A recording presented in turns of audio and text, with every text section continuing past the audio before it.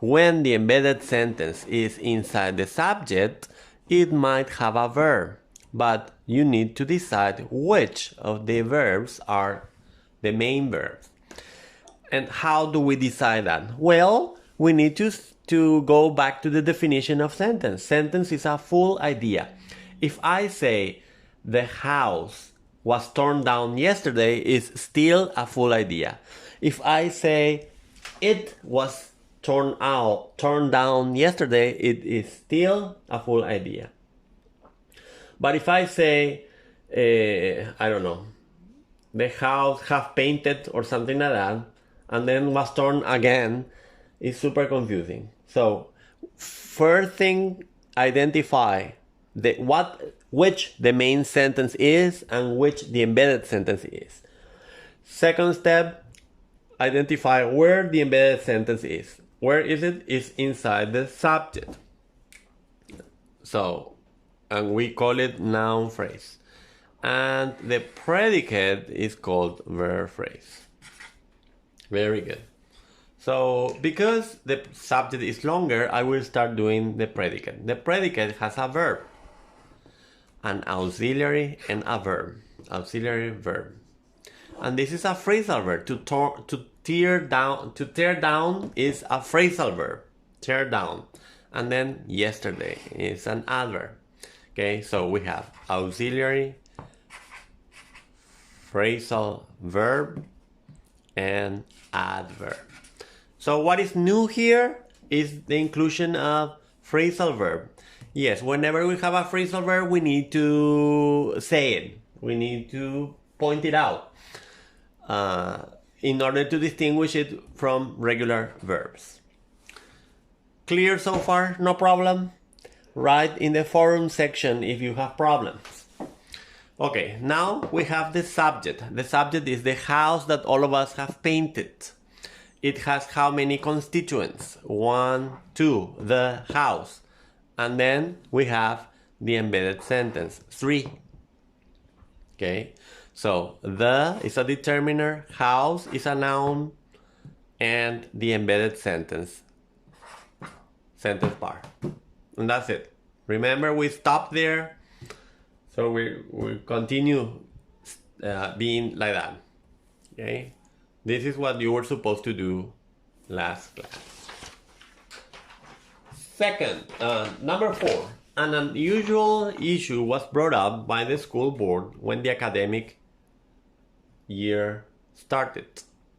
This is a sentence. It's a complex sentence. Sentence has a noun phrase, subject, and a verb phrase. Predicate. The subject of the sentence is, and notice that we have 2 verbs again. Brought up is one verb and started is another verb. Which one is the main sentence?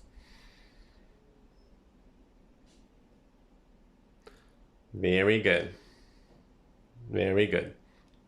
Brought up is the main sentence. Why? Because the embedded sentence is most of the time introduced by a complementizer, a relative pronoun, when.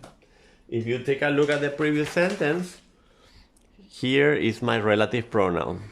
Here is introducing the new sentence. The complementizer, the relative pronoun. So, an unusual issue was brought up by the school board is the main sentence. When the academic year started is just extra information that we don't need necessarily.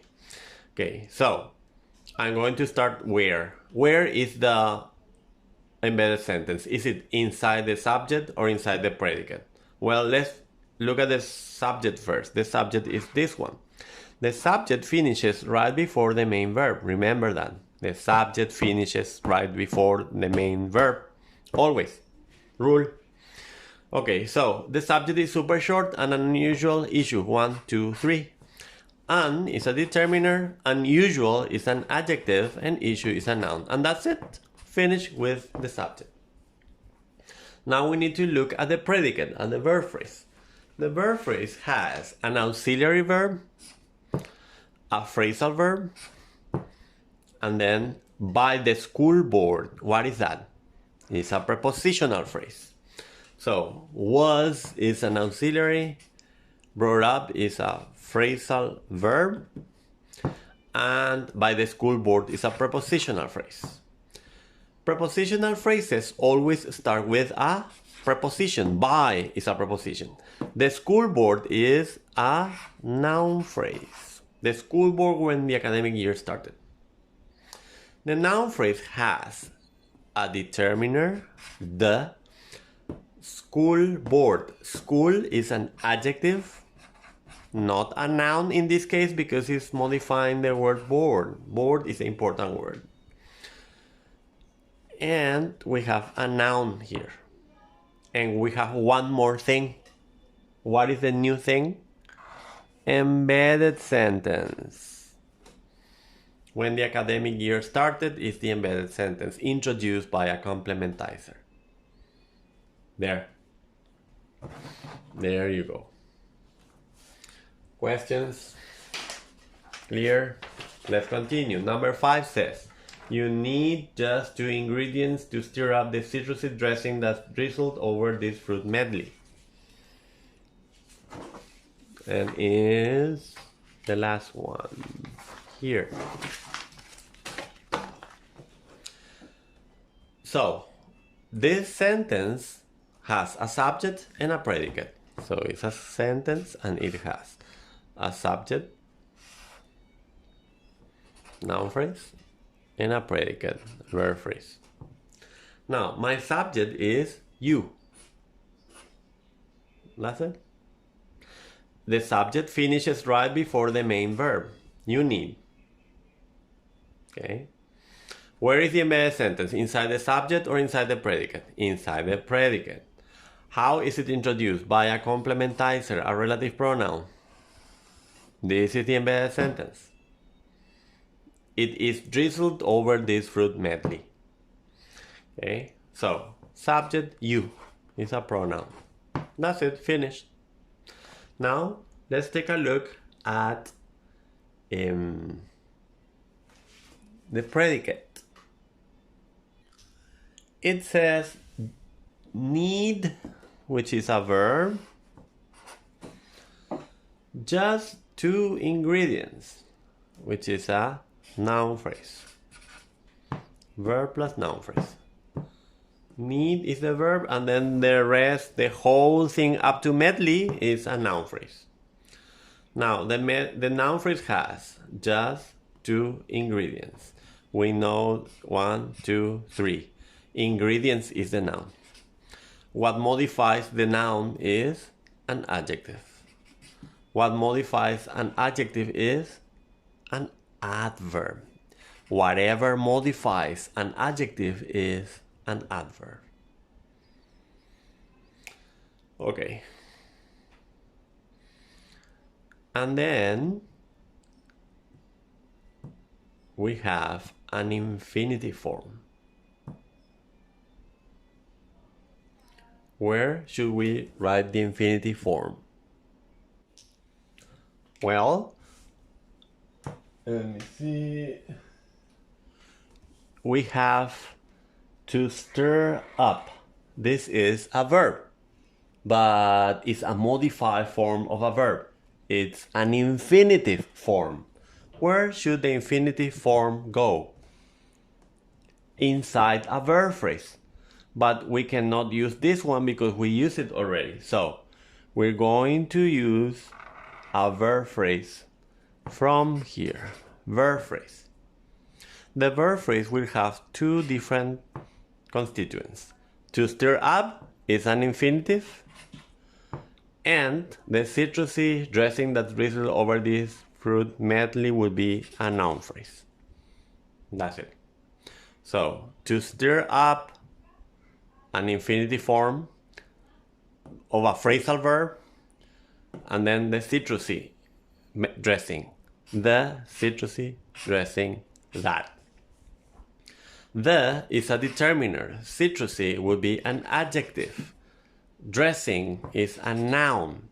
And that has drizzled over this fruit medley would be the sentence the embedded sentence, the sentence bar. Okay? So, questions about this?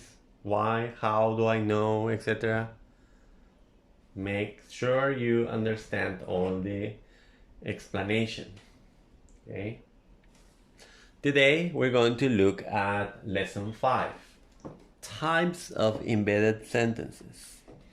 Let me see, I will have to move this. There.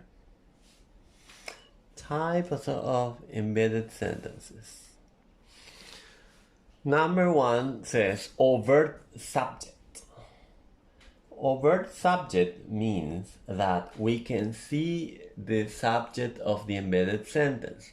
Here in number 1 says, the old house that he bought with effort will be demolished next month.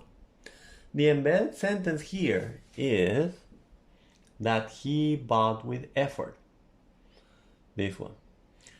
Notice that we can see the subject of the embedded sentence. The embedded sentence is a new sentence.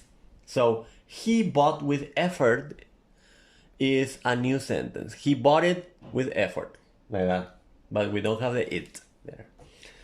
Okay, so he is the subject of the embedded sentence. So we have two subjects. We have the main sentence, the old house will be demolished next month, and the subject is the old house. And we have the embedded sentence that he bought with effort. He is the subject of the embedded sentence. That kind of embedded sentence is called overt subject. Number 2, my phonetics teacher insists that we do these confusing transcriptions again. The main sentence is my phonetic teacher insists on something. And the embedded sentence is that we do these confusing transcriptions again. The subject of the embedded sentence will be we. Yes, you are right. Excellent. Number 3, the reason why my friend came to town is not valid. Okay? The main sentence is the reason is not valid, and the subject of the sentence is the reason. Now, the embedded sentence is why my friend came to town. The embedded sentence is introduced by the relative pronoun why, the complementizer why. Okay? And the subject of that sentence is, yes, you're right, my friend. My friend came to town. Super. Number 4, the online course that you took up last month for free looks really promising. The main sentence is the online course looks really promising. The embedded sentence is that you took up last month for free. Which is the subject of the embedded sentence? You. Very good. Now, this is one type of embedded sentence. The second type of embedded sentence is called non-overt or null subject, sujeto tácito in Spanish. Let's look at the examples. That lady who is sitting beside your sister has stolen her expensive purse. The main sentence is, that lady has stolen her expensive purse. The embedded sentence is, who is sitting beside your sister. The subject of the embedded sentence is she. She is sitting beside your sister, but we cannot see the word she there. It's non-overt, it's tácito. Okay, that's why this is a different type of embedded sentence. The type that in which you cannot see the subject of the embedded sentence. Number 2, the new hospital software that was recently installed is not working properly. The main sentence is, the new hospital software is not working properly. The embedded sentence is, that was recently installed. What was recently installed? The software, it. So, the subject is it. It was recently installed. So, that is an example of a non-overt type of embedded sentence. And the third type of embedded sentence is sentences that occur in both the subject and the predicate at the same time. So look at number 1. The grammarian who invented this type of tree structure diagram, and this is the subject of the main sentence, and the embedded sentence is there already, must have had a good time when creating the sentences. So the second embedded sentence is when creating the sentences. Okay? So